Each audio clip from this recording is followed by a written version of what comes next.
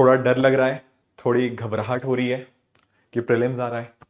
मैं आपकी बात नहीं कर रहा, मैं खुद की भी बात कर रहा हूँ, क्योंकि आप सबका प्रीलिम्स है तो डेफिनेटली किस तरह के क्वेश्चंस आएंगे, कैसे आप लोग अटेम्प्ट कर पाओगे, राइट, कैसा आप सबका रिजल्ट आएगा, उसके लिए आप सब लोग तो थोड़ा चिंतित होंगे ही। एट द सेम टाइम मैं भी हूँ। बट एनीवेज, ये जो एंग्जाइटी होती है, देखो थोड़ी बहुत एंग्जाइटी सबको होती है, it is perfectly normal, right. ये मत सोचना कि सर मैं लास्ट टाइम के ऊपर अब थोड़ा सा मुझे डर लग रहा है, थोड़ी घबराहट हो रही है। This is something which happens to almost everyone जो कि इस एग्जाम को लिखने जा रहा है। अब पॉइंट ये आता है कि एंग्जाइटी बहुत ज्यादा होगी तो गड़बड़ है, एंग्जाइटी बहुत जीरो होगी वो भी गड़बड़ है। एक राइट अमाउंट ऑफ एंग्जाइटी है तो कोई इसमें घबराने वाली बात नहीं है, बिल्कुल नॉर्मल है। तो थोड़ा सा एक छोटा सा सेशन ही हम आज डिस्कस करेंगे कि आखिरी टाइम के ऊपर कुछ ऐसी चीजें जो हो सकती हैं जो हमें मदद करेंगी इस पर्टिकुलर प्रीलिम्स के लिए, राइट। आई एम श्योर आप लोगों को वैसे चीजें ऑलरेडी पता भी होंगी, बट हल्का सा छोटा सा हम 10 मिनट का एक डिस्कशन सा कर लेते हैं। देखो सबसे पहली चीज तो ये है कि आप लोगों को ध्यान में रखना चाहिए कि यूपीएससी के जो भी एग्जाम होता है, कोई भी एग्जाम पिछले सालों में 10 साल में आप नोटिस कर लो, तो आप नोटिस करेंगे कि उनमें कुछ क्वेश्चन आसान होंगे, कुछ क्वेश्चन आपको टफ देखने को मिल जाएंगे, राइट। अब कई बार पता क्या होता है, कई बार हम अपना सेट ओपन करते हैं। मैं आपको एग्जांपल देता हूँ, जैसे हो सकता है किसी बच्चे को इन्वायरमेंट पसंद ना हो, एंड इन्वायरमेंट के कुछ क्वेश्चन भी आजकल थोड़े रैंडम आ रहे हैं, 2024 में जैसे रैंडम क्वेश्चंस कुछ थे, राइट। तो अगर मान लीजिए आपके सामने कुछ ऐसे रैंडम क्वेश्चंस आ गए, क्वेश्चन नंबर 1 2 3 4 5, और आपको लग रहा है यार 5 क्वेश्चन ही मुझे नहीं आ रहे, पहले 5 क्वेश्चन, उसमें बिल्कुल भी घबराने की कोई जरूरत नहीं है, बिल्कुल नहीं डरना कि यार 5 क्वेश्चन नहीं आ रहे मुझे पहले, राइट। आप रियलाइज करना कोई भी एग्जाम हो, चाहे 2023 का 24 का, उनमें भी कुछ ना कुछ क्वेश्चन आसान तो होते ही होते हैं। तो आप ऐसे केस में जब भी अगर मान लीजिए आपके सामने कुछ मुश्किल प्रश्न आ गए, आपको बिल्कुल घबराना नहीं है, आपको जाना है ऐसे क्वेश्चन की तरफ जो आपको थोड़ा कॉन्फिडेंस बूस्ट करते हैं। जैसे हो सकता है आपका पॉलिटी स्ट्रांग हो सकता है किसी का इकोनॉमी स्ट्रांग हो, किसी का और कोई सब्जेक्ट स्ट्रांग हो सकता है। आप वहां पर फ्लिप करके उन पेजेस से अपने क्वेश्चंस को स्टार्ट कर सकते हो, एंड आप रियलाइज करोगे कि जब आपने थोड़े बहुत क्वेश्चंस अच्छे से अटेम्प्ट कर लिए ना, फिर जो टफ क्वेश्चन है उनमें से भी कुछ क्वेश्चन आप अपने एंड पे अटेम्प्ट कर पाओगे। एक तो ये बात ध्यान रखनी है।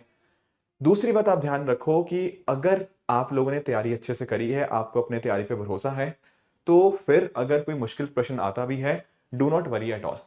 जैसे 2023 का पेपर आप सबने देखा है ना, बहुत टफ क्वेश्चन था, इसमें कोई डाउट की बात नहीं, it was a very tough paper that year, 2023 का जो पेपर था। बट आप नोटिस करेंगे कि उस बार की जो कट ऑफ थी वो भी तो 75 चली गई, वो भी तो इतना यहाँ पे नीचे आ गई है, राइट। तो अगर क्वेश्चन टफ होते हैं, इसमें बिल्कुल डरने की बात नहीं है, ऑटोमेटिकली कट ऑफ नीचे आ जाएगी। Getting the point. पर इजी क्वेश्चन आपको अच्छे से अटेम्प्ट करने होंगे, इजी में गड़बड़ मत करना। टफ क्वेश्चन कोई छूट भी गया या छोड़ दिया या नहीं अटेम्प्ट किया तो not a big thing to worry, वो बाकी लोगों को भी नहीं आता, अपनी तैयारी पे आपको भरोसा होना चाहिए, दैट इज ऑल ओके। अगर मुश्किल ज्यादा करेगा यूपीएससी तो कट ऑफ नीचे आ जाएगी, आसान होगा तो कट ऑफ ऊपर चली जाएगी। तो ये रिलेटिव एग्जाम है, इसमें बिल्कुल भी घबराने वाली बात नहीं है। कोई प्री कंसीव नोशन लेके जाने की जरूरत नहीं है कि मैं इतने क्वेश्चन अटेम्प्ट करूंगा, इतने नहीं करूंगा। एग्जाम के लेवल के ऊपर थोड़ा बहुत ऊपर नीचे अटेम्प्ट्स बिल्कुल हो सकते हैं, इसमें कोई डाउट की बात नहीं है। इसके अलावा देखो थोड़ा सा एलिमिनेशन का रोल हमेशा ही हमेशा रहता ही है। मैं आपको एक चीज एडवाइस करूंगा कि अगर मान लीजिए लेट अस से कुछ क्वेश्चन है आपके सामने एंड आपने वो टॉपिक मान लो नहीं पढ़ा या कम पढ़ा है, तब भी बिल्कुल घबराने वाली बात नहीं है। एक क्वेश्चन को मुश्किल उसका जो स्टेटमेंट है वो नहीं बनाती, उसके ऑप्शन उस क्वेश्चन को आसान या मुश्किल बनाते हैं। मैं आपको कुछ एक दो एग्जांपल देता हूं, हालांकि डिटेल में हमारे और फैकल्टीज जैसे सुमित सर ने भी डिस्कशन किया है इसके ऊपर, तो आप वो सेशंस भी देख सकते हो सुमित सर का। बट जैसे ये क्वेश्चन था एक कि डेजर्ट नेशनल पार्क के ऊपर क्वेश्चन आया, तो कोई बच्चा पता क्या होगा, इतना पढ़ेगा इस लाइन को एंड इस लाइन को पढ़ के बोलेगा कि यार मैंने तो डेजर्ट नेशनल पार्क नहीं पढ़ा, हो सकता है ना पढ़ा हो, एंड उसको लगेगा यार छोड़ो यार अगले क्वेश्चन में चलते हैं। पर अगर आप इनके तीनों के तीनों स्टेटमेंट्स आप एक बार रियलाइज करोगे ना, ये तीनों स्टेटमेंट से और इन तीनों जो ऑप्शंस हैं इसके माध्यम से थोड़ा लॉजिकली आप आराम से अपने आंसर तक पहुंच सकते हो। ठीक है, जैसे फॉर एग्जांपल कुछ एक ऐसे ऑप्शंस होंगे, कुछ एक ऐसी स्टेटमेंट्स होंगी जो सेंस नहीं बनाएंगी। जैसे यहां पर स्टेटमेंट 2 कह रहा है कि कोई भी ह्यूमन हैबिटेशन है ही नहीं पार्क के अंदर, तो ये वाली स्टेटमेंट इलॉजिकल स्टेटमेंट्स हो जाती हैं। एंड इस तरह से भी आप एलिमिनेशन थोड़ा सा अच्छे से इस्तेमाल करेंगे तो आप अपने आंसर तक पहुंच सकते हैं। So what I am trying to say कि अगर आप काम एंड कंपोज रहेंगे थोड़ा एग्जाम के अंदर, तो इस तरह की चीजें आप अपने पेपर में अटेम्प्ट कर पाएंगे। सिर्फ एक लाइन पढ़ के क्वेश्चन छोड़ नहीं देना, उसके ऑप्शंस भी गो थ्रू करें। कई बार आपके ऑप्शंस जो होंगे वो आपको अपने आंसर तक पहुंचने में आपकी हेल्प कर देंगे। ऐसे बहुत सारे एग्जांपल हमें डिस्कस कर सकता था, बट उसके लिए ऑलरेडी सुमित सर का सेशन है, तो डिटेल में वहां आप देख सकते हो। बट जैसे ये क्वेश्चन भी था ना, तो यहाँ पर भी कुछ एक चीजें आपको मदद कर देंगे कि सॉइल का कोई रोल ही नहीं होता सल्फर साइकिल के अंदर। ये सारे यूपीएससी के पीवाईक्यूज ही हैं। Getting the point. तो what I am saying is कि अगर आप क्वेश्चन को पढ़ो तो अच्छे से उसको एनालाइज कर लो, ऑप्शंस को देख लो। ऑप्शंस आपकी मदद कर देंगे अपने आंसर तक पहुंचने के लिए। चलो बढ़िया है। आगे क्या है, अगला हमारा जो टिप है दैट इज कि mock score versus final outcome. अब देखो यार, मेरे टेलीग्राम पे ना ऊपर मतलब लाइन लगी पड़ी है बच्चों की कि जो बोल रहे हैं, कोई बच्चा कह रहा है कि सर मेरे मॉक में नंबर कम आ रहे हैं, मैं बहुत नर्वस हो चुका हूँ, क्या करूँ मैं क्या करूँ। देखो यार, पास्ट में भी ना ये चीज़ें, कोई आप पहले बच्चे तो हो नहीं, इस तरह के हजारों बच्चे हर साल भी यही दिक्कत फेस करते हैं। एंड बहुत सारे कैंडिडेट्स मैंने ऐसे देखे हैं जो ना मॉक्स में 50 नंबर या 60 नंबर ला रहे हैं, चाहे वो पीडब्ल्यू ओनली एस का हो, चाहे वो विजन का जो अभ्यास होता है, या फिर जो दूसरे आपके मॉक टेस्ट होते हैं, कोई भी जो आप ओपन मॉक टेस्ट या कोई मॉक टेस्ट की बात करते हो। तो काफी बार मैंने देखा कि बच्चों के नंबर 60 65 70 तक या उससे भी नीचे कई बार होते हैं, 50 60 के इस रेंज में आ रहे होते हैं। एंड रियल एग्जाम के अंदर उन्होंने 100 110 इस तरह से भी स्कोर किया हुआ है। तो इनका बहुत ज्यादा कोई सिग्निफिकेंस नहीं है। ठीक है, ये मत सोचना कि सर मेरे ये वाली कोचिंग इंस्टीट्यूट के इस वाले मॉक टेस्ट में इतने स्कोर आए थे तो मेरा इतना स्कोर ही आएगा क्या, नहीं, ऐसा थोड़ी होता है। रियल एग्जाम यूपीएससी का काफी डिफरेंट है, और इसका वाइस वर्सा भी ट्रू है। I have seen some candidates also who have been getting 100 plus scores in mocks, but they do not maybe probably 70 or 80 marks in their final exam, something like that. तो मॉक्स का purpose सिर्फ और सिर्फ आपको सिखाना होता है कि आपकी गलतियां कहाँ पे हो रही हैं, कहाँ मिस्टेक्स हो रही हैं। उनको ये मत ले लेना कि मेरे रियल एग्जाम में भी इतने ही नंबर आएंगे। नॉर्मली उससे ज्यादा ही आते हैं, कुछ बच्चों के कई बार कम भी आ जाते हैं। बट पर्पस उनका ये था आपको टाइम मैनेजमेंट सिखा देना, कैसी सिली मिस्टेक्स आप करते हो वो आप रियल एग्जाम में कम से कम करो। ठीक है ना, वो गलतियां पहचानना, अपनी वीक एरियाज को सुधारना, वो मेजर मॉक्स काम है। स्कोर देखना उतना बड़ा ऑब्जेक्टिव नहीं है, मतलब है स्कोर भी डेफिनेटली, बट मेन ऑब्जेक्टिव उसका वो ना मत लेना कभी भी। तो इनका बहुत ज्यादा आपस में कोरिलेशन हमें नहीं देखने को मिलता है, पास्ट आउटकम्स हमें ये बताते हैं। ठीक है, तो कोई बात नहीं, अगर नंबर कम आ रहे थे डरना नहीं है, आराम से आप एग्जाम में जा सकते हैं। इसके अलावा अगर हम बात करें, देखो नॉलेज और एग्जीक्यूशन ये दो अलग अलग चीजें तो है, इनका लिंकेज भी है। कई बार हमें ना बहुत सारी चीजें, हम जानकारी हम प्राप्त करने की कोशिश करते हैं कि यार ये भी पढ़ लूँ वो भी पढ़ लूँ, कि बच्चों को लगता है यार मैं ये छोड़ दिया वो छोड़ दिया, आजकल तो काफी कुछ चल भी रहा है। किसी को लगेगा यार मैंने इंडिया ईयर बुक छोड़ दी, मैं ये नहीं पढ़ पाया, मैंने ये मंथली मैगजीन मैंने इतनी शिद्दत से नहीं करी, मैंने ये बुक नहीं करी, है ना, ये चीज आती है कि करंट अफेयर में और पढ़ लेता। ठीक है, knowledge is important, I am not saying कि नॉलेज इंपॉर्टेंट नहीं है, पर उसको एग्जीक्यूट करना अपने आप में बहुत बहुत ज्यादा इंपॉर्टेंट बन जाता है। जब तक आप चीजें एग्जीक्यूट नहीं कर पाओगे तो नॉलेज अकेली आपको यहाँ पे हेल्प नहीं करेगी। उसके साथ ही साथ आप नोटिस कर पाओगे ना, आपको जो सिली मिस्टेक्स होती हैं, सिली मिस्टेक्स वो यहाँ पर अवॉइड करनी होंगी। नॉलेज ठीक है, आपको पता है चीजें, पर आप उनको एग्जीक्यूट भी करना चाहोगे। जैसे मैं आपको एक एग्जांपल दे सकता हूँ, 2020 में जैसे ना एक क्वेश्चन आया था, 2020 या आई थिंक 2021 है ना, 2021 में क्वेश्चन आया था, उसमें लिखा था as per constitution of India government can give directions to RBI in public interest, ऐसे करके कुछ लाइन थी। अब देखो यार, ये वाली लाइन है तो सही, पर ये कॉन्स्टिट्यूशन ऑफ इंडिया में नहीं लिखी हुई, so that is why the statement went wrong, है ना। तो कोई बच्चा जो नॉलेज जिसकी थी उसको पता था कि यार ये तो ऐसा बोलते हैं कि गवर्नमेंट दे सकती है डायरेक्शन, पर क्या वो संविधान में था, नहीं, वो आरबीआई एक्ट के अंदर लिखा हुआ है। तो what I am saying is कि नॉलेज के साथ साथ अगर आप उसको एग्जीक्यूट भी करना सीख लोगे ना, या आपने रियल एग्जाम में कर दिया, तो आपके नंबर डेफिनेटली बढ़ने ही वाले हैं। तो नॉलेज से मेन ज्यादा इंपॉर्टेंट एग्जाम वाले दिन आपका उस नॉलेज का एग्जीक्यूशन हो जाता है। इसके साथ ही साथ ओएमआर की देखो थोड़ी इज्जत करनी है, ठीक है ना। ओएमआर के में जल्दबाजी बिल्कुल नहीं करनी। ये मत करना कि रोल नंबर गलत भर दिया, ये गलत भर दिया, वो गलत भर दिया, ऐसी चीजें बिल्कुल नहीं करनी। आराम से, ठीक है, यही यही आपका इंपॉर्टेंट माना जाएगा। बहुत सारे, मतलब बहुत सारे नहीं बोलूंगा, बट हर साल 200 300 500 बच्चे ऐसे होते हैं जो ओएमआर में कुछ ना कुछ गड़बड़ कराते हैं। कोई रोल नंबर चलो गलत भरा आता है, चलो फिर वो फिर भी मैनेजेबल है। वैसे तो मैनेजेबल तो क्या मतलब, आपको नहीं फिल करना चाहिए गलत ओएमआर में रोल नंबर, बट पॉइंट ये है कि उसके अलावा कई बार हम बबलिंग में कुछ गलत आंसर कर देते हैं। कई बार ए फिल करना होता है, हम बी को मार्क कर देते हैं, या फिर हम नंबर ही नहीं चेक करते, 5th क्वेश्चन के सामने 6th क्वेश्चन का आंसर फिल कर देते हैं। ये सब हड़बड़ी वाली चीजें आपको नहीं करनी है। ठीक है, OMR is the utmost important thing. यही तो आंसर आपके चेक होंगे, बाकी सब थोड़ी पूछेगा कि क्या आपको पता है क्या नहीं। ओएमआर आपके सामने जाएगी, एंड ओएमआर में गलत भरा होगा तो गलत नंबर आएंगे, ठीक है ना। तो ओएमआर को बहुत ही ध्यान से भरना है। अब कुछ बच्चों का डाउट ये आता है कि स्टार्टिंग में भरें ओएमआर, एक एक क्वेश्चन करते हुए भरें, एंड में भरें, बीच में भरें, कहाँ भरें। देखो यार, इसके लिए कोई सिंगल रूल नहीं है, आपको जैसे ठीक लगता है, आपने मॉक्स दिए हैं वो कर सकते हो, ठीक है ना। बट आइडियली मैं ये बोलूंगा कि ऐसा मत करना कि आप सोचो कि यार आखिरी के 5 मिनट में भरूं, तो वो वाली अप्रोच बिल्कुल गलत है।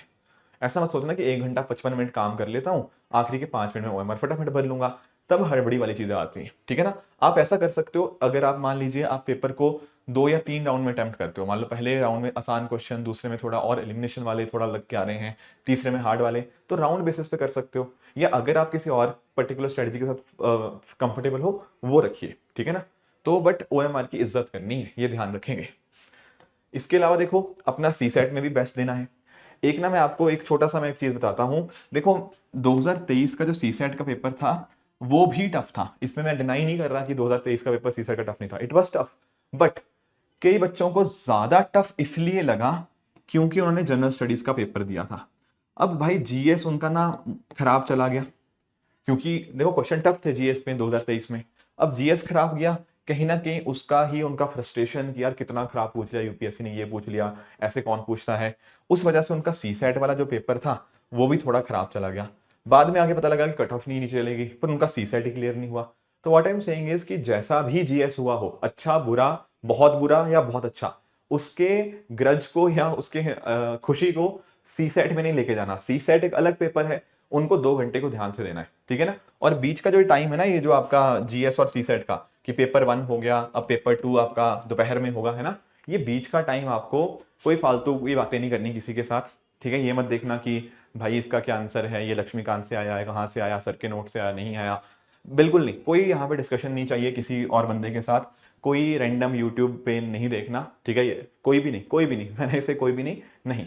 आप शाम को आगे भले ही अपने आंसर चेक करते रहना कि ये ठीक था वो ठीक था, पर बीच में कहीं पर भी कहीं नहीं देखना कि क्या हुआ क्या नहीं हुआ, फर्स्ट रिएक्शन क्या है, सेकंड रिएक्शन क्या है, नहीं नहीं, ठीक है। एग्जाम पे ध्यान देने गए हैं, जो भी आप चीजें देखेंगे सी सेट के बाद ही, पेपर के बाद देखना कि क्या एनालिसिस है क्या नहीं है। बीच में कोई ऐसी हरकत नहीं करनी है, वो सेकंड अटेम्प्ट को, मतलब आपका सेकंड पेपर के अटेम्प्ट को इंपैक्ट कर देगा। तो please make a note of it. कोई आपके आसपास बंदा आता भी है, उससे दूर चले जाइए, आराम से शांति में लंच वंच करिए, फिर आपका अपना सी सेट का पेपर दीजिए, वो भी इंपॉर्टेंट है। और जैसा मैं कई बार बता ही चुका हूँ, सी सेट का पेपर तो डेफिनेटली आपको राउंड्स में ही अटेम्प्ट करना चाहिए, ठीक है। सबसे पहले इजी क्वेश्चंस, फिर आपके moderate level question, and last में आपके जो टफ क्वेश्चन होते हैं, इसी ऑर्डर में आप अटेम्प्ट करेंगे। बाकी देखो यार, जो भी अपने एसेंशियल्स हैं उनको पहले से ही रेडी रख लो। जैसे फॉर एग्जांपल आपका जो एडमिट कार्ड होता है, ठीक है ना, आपका जो भी आईडी प्रूफ है, आधार कार्ड वगैरह जो भी इस तरह से है, आप अपने पेन वगैरह हो गया, है ना, कुछ और आप कैरी करना चाहते हो, मतलब जो भी आपके ओएमआर फिलिंग के लिए पेन वगैरह हो गया, तो ये सब चीज़ें हैं। और भी कुछ आपको एक्स्ट्राज हैं तो आप उनको कैरी देख लेना अकॉर्डिंगली आपकी इंस्ट्रक्शंस के अंदर, पर ये सब चीज़ें तो डेफिनेटली होनी चाहिए। फिर थोड़ा एक दिन पहले देख लो सेंटर कहाँ पर है, लास्ट मिनट में कोई हड़बड़ी नहीं होनी चाहिए कि यार मेरा सेंटर दूर है, सेंटर पास है, इस तरह की चीज़ें नहीं। अगर मान लो आपका सेंटर कुछ 200-300 किलोमीटर दूर है अपने घर से, तो पहले एक दिन प्लान कर लो कि क्या मैं सैटरडे शाम को वहाँ पे जाके रह सकता हूँ, मतलब कहीं आसपास कुछ होटल या कुछ इस तरह से कोई जगह हो, राइट। तो आखिरी दिन ना पैनिक से बचना है बेसिकली। कई बच्चे होते हैं ना कि आखिरी मिनट उनको भागे भागे आते हैं कि यार पेपर ना छूट जाए, पेपर ना छूट जाए, कहीं गेट ना बंद हो जाए, तो फिर वो पैनिक वाली सिचुएशन ठीक नहीं रहती। तो पहले से ही आप अपने एसेंशियल्स अपने रेडी रखो। यूपीएससी ने एडमिट कार्ड के नीचे सारी इंस्ट्रक्शंस दे रखी हैं, उन इंस्ट्रक्शंस को एक बार अच्छे से पढ़ लीजिए, अपने आप को उस तरह से रेडी कर लीजिए, ठीक है ना। और देखो नॉर्थ इंडिया साउथ इंडिया में भी आप जहाँ पर भी हो, जैसे नॉर्थ इंडिया में आजकल बड़ी गर्मी चल रही है, ठीक है ना। तो मैं थोड़े दिन पहले दिल्ली आया था, तो दिल्ली में गर्मी बहुत थी। यहाँ अभी बेंगलोर में हूँ, साउथ इंडिया में हूँ, यहाँ बारिश ही नहीं रुक रही है पिछले 3 दिनों से। तो पॉइंट यही है कि इधर हो तो थोड़ा पानी वानी का प्रॉपर ध्यान रखना, प्रॉपर अगर अगर किसी को लगता है कि यार गर्मी वर्मी ज़्यादा होगी, बैठने का इंतजाम नहीं होगा, तो देख लेना छाता वाता जो भी आपको ठीक लगे, पर प्रॉपर अपने आप को रेडी रखना कि हाँ गर्मी होगी अपने सेंटर के ऊपर। और साउथ इंडिया वाले भी थोड़ा देख लेना यार, अगर बारिश वारिश ज़्यादा है, ठीक है ना, तो पहले से आप वहाँ पे पहुँच जाना, ठीक है। तो ये एसेंशियल्स आपके पहले से ही रेडी होने चाहिए। Last minute panic no, panic कोई भी चीज़ नहीं करनी है आखिरी दिन, ठीक है। पहले से प्रिपेयर्ड रहो चीज़ों के लिए। फिर प्रॉपर यार रेस्ट ले लो, ठीक है ना। सैटरडे अच्छी रेस्ट होना इंपॉर्टेंट है। कई बार थोड़ी एंग्जाइटी आती है, रात को नींद कम आती है, कई बच्चों का लगता है कि यार आज पढ़ लूँ, मतलब कई बच्चे ना, मतलब मैं बताता हूँ क्या करते हैं, वो लेट सैटरडे तक पढ़ते रहते हैं, लेट नाइट तक, कि यार चलो आज पढ़ लेते हैं और पढ़ लेते हैं और पढ़ लेते हैं। यूपीएससी एग्जाम कोई आपका इंजीनियरिंग का एग्जाम नहीं है कि रात भर बैठ के अगले दिन लिखाए, नहीं। यहाँ पर दिमाग चाहिए होगा ड्यूरिंग द प्रीलिम्स का एग्जाम अटेम्प्ट करते समय हुए, तो थोड़ा सा अच्छे से आप रेस्ट ले लेना। कुछ बच्चे ऐसे भी होते हैं देखो जिनको नींद नहीं आती, honestly I know many of the people जिनको नहीं आती है एक दिन पहले नींद। तो अगर ऐसा कुछ हो जाए, मान लो कि आप सोने की कोशिश कर रहे हो और नींद नहीं आ रही उस दिन, do need to panic, panic नहीं करना है मतलब, ठीक है ना। ये मत सोचना कि यार अच्छा 5 घंटे में उठना है, मुझे नींद क्यों नहीं आ रही, नींद क्यों नहीं आ रही, उस चक्कर में आप पूरी रात सोते ही नहीं हो। कोई बात नहीं, अगर नींद नहीं आई कोई बात नहीं, ठीक है ना। कोशिश करो अच्छी रेस्ट लेने की, ठीक है ना। मैं अगर हो जाए बहुत बढ़िया, नहीं हो तो जितना भी 3-4 घंटे की आप नींद ले पा रहे हो दैट इज फाइन, ठीक है। अगले दिन अपने आप को वहां पे काम एंड कंपोज रखना है, that is my only advice for you. बाकी ठीक है, थोड़ा शांति रखो, ब्रीथ करो, अगर मान लो कोई पैनिक वाली सिचुएशन आती है अपने आप को हाइड्रेट रखो, ये तो मैंने आपको बता ही दिया। एंड लास्टली, ठीक है ना, एफर्ट पे फोकस रखो, आउटकम के ऊपर ज़्यादा ध्यान मत दो, ठीक है ना। श्रीमद् भगवद गीता के अंदर भी यही बात करी गई है, हमारे हाथ में है देखो मेहनत करना, ठीक है। रिजल्ट है नहीं है वो भगवान के हाथ में है। तो इस पे बहुत ज़्यादा नहीं सोचते कि क्या होगा क्या नहीं होगा, अच्छा होगा बुरा होगा। हमारे हाथ में मेहनत करना था, एंड आई एम श्योर आपने पिछले कई महीने बहुत अच्छे से मेहनत करी है। अब देखो, मैं हमेशा ये एक चीज़ बोलता हूँ कि जब भी कोई भी एग्जाम हो, लाइफ में कोई भी एग्जाम हो ना, उसमें दो कंपोनेंट्स इंपॉर्टेंट रहते हैं, एक होता है प्रैक्टिस और दूसरा है परफॉर्मेंस।